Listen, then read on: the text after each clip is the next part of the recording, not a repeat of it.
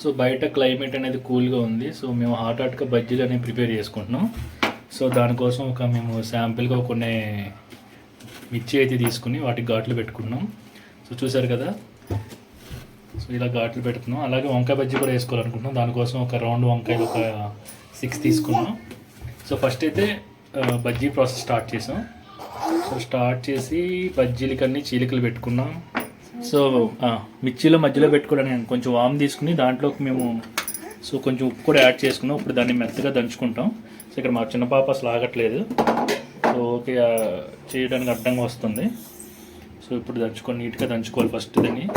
So grind పౌడర్లా చేసుకోవాలి. దాన్ని మిక్సీ చేసుకోకుండా మేము చిన్న దంచుకునేది ఒకటి ఉంది మా దగ్గర. సో దాంతో దంచుకుంటున్నాం. సో చూసారు కదా, సౌండ్ కూడా టక్ టక్ టక్ టక్ అని సౌండ్ వస్తుంది. సో పాప ఏమో చూడండి చప్పట్లు కొడుతుంది ఆ సౌండ్కి, చప్పట్లు కొడుతుంది. సో ఇలా మెత్తగా గ్రైండ్ చేసుకుని మేము ఒక పక్కన గిన్నెలోకి ట్రాన్స్ఫర్ చేసుకున్నాం దాన్ని. సో ఇప్పుడు మనం చీల్చుకున్న పచ్చిమిర్చిలో ఆ పౌడర్ మొత్తం అప్లై చేసుకోవాలి ఇప్పుడు ఇలా. సో ఈ విధంగా నీట్గా దాంట్లో పెట్టుకుంటే సో బజ్జీ అనేది తినేటప్పుడు ఎక్కువ లైక్ ఘాటున్న స్పైసీ లేకుండా సో బాగుంటుంది అనమాట. సో పౌడర్ అనేది అప్లై చేసేసాం. సో నీట్గా అప్లై చేసుకుని పక్కన పెట్టుకున్నాం. సో మిగిలిందంతా మనం సో బజ్జీ పిండి ఉంటుంది కదా దాంట్లో యూజ్ చేసేసుకోవచ్చు అనమాట. సో ఫస్ట్ పిండి తయారీ కోసం మనం బౌల్లో కొంచెం వాటర్ తీసుకున్నాం. సో అలాగే మన శనగపిండి సో మీ మిషన్ దగ్గర ఆడించుకొచ్చాం అనమాట. సో రఫ్గా సో గ్రైండ్గా కోసం మాకు స్మూత్గా రావాలని చెప్పి మేమే పిండిని ఆడించుకున్నాం. సో కొంచెం వాటర్ తీసుకున్నాం. ఫస్ట్ వాటర్ అనేది మిక్స్ చేసేసుకో, దాంట్లో మిక్స్ చేసి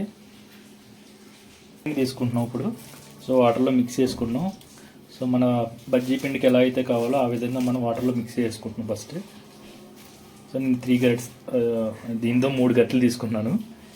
సో మన ఇష్టం ఎంతైనా తీసుకోవచ్చు, దీనికి కొలతలు ఏం అవసరం లేదు. మన వాటర్కి ఎలా ఉందో సో వాటర్లో ఎగ్జిస్ట్ అయ్యేలాగా మనం లైక్ బజ్జీ వేసుకోవడానికి కన్సిస్టెన్సీ ఉండాలి కదా, సో ఆ విధంగా తీసుకోవాలంతే. పర్ఫెక్ట్ కొలతలు ఏం తీసుకోవసరం లేదు. స్ట్రక్చర్ అనేది ఎలా ఉందో సో ఈ విధంగా కలుపుకున్న తర్వాత సో దీంట్లో కూడా కొంచెం తినే కూడా కలుపుకోవాలి కొంచెం లైట్గా.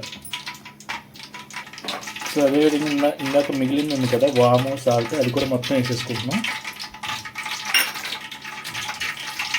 సో దీన్ని ఫ్రై చేసుకోవడానికి ఆయిల్ పెట్టుకున్నాం. సో ఆయిల్ని యూజ్ చేసుకుంటున్నాం.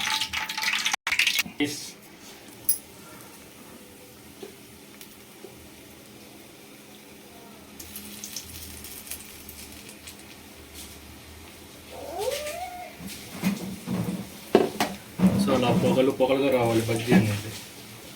సో ఆ విధంగా ఉప్పుతా. సో ఒక్కటి కూడా నువ్వు వేయకూడదు, ఇంకా దాన్ని నేనే వేస్తాను. సో ఫస్ట్ 4 వేసి తీస్తాం. చూసారా హోమ్ మేడ్ బజ్జీ అంత పర్ఫెక్ట్గా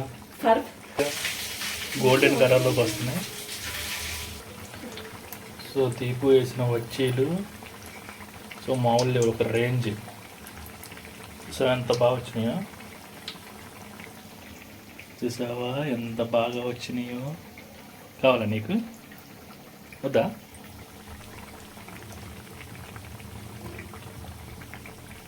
సో ఆయిల్ సౌండ్. సో బజ్జీలు ఇప్పుడు చూసారు కదా గోల్డెన్ కలర్లోకి వచ్చేసినాయి. సో ఇప్పుడు వచ్చేసినప్పుడు మనం తీసేసుకోవచ్చు ఇంకా. సో ఈరోజు బజ్జీలు ఫెస్టివల్ అనమాట. సో బజ్జీలు అనేవి కంప్లీట్ అయిపోయినాయి. మిర్చి బజ్జీ కంప్లీట్ అయిపోయింది. సో ఇప్పుడు వంకాయ బజ్జీ ప్రాసెస్ స్టార్ట్ చేసాం. సో వంకాయ బజ్జీని ఫస్ట్ మనము సో 4 లేయర్స్లో కట్ చేసుకుంటాం అనమాట ఇలా. సో ఈ విధంగా కట్ చేసుకుని సో ఫస్ట్ ఆయిల్లో డీప్ ఫ్రై చేసుకోవాలి ఫస్ట్.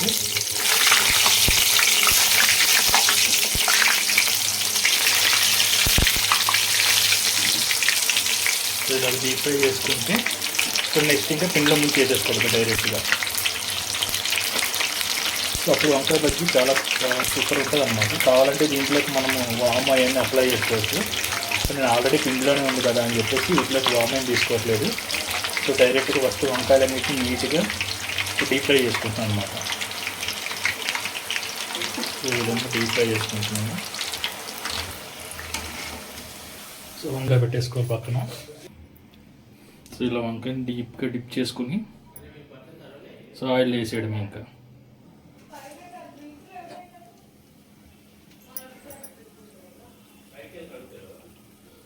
సో మీడియం ఫ్లేమ్లో ఉండటం వల్ల మనకి వంకాయ అనేది బాగా క్రిస్పీగా అవుతుంది అనమాట.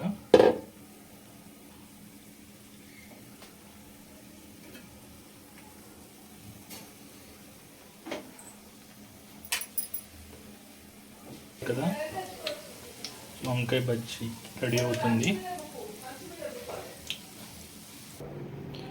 సో వంకాయ బజ్జీ మిర్చి బజ్జీ రెడీ అయింది.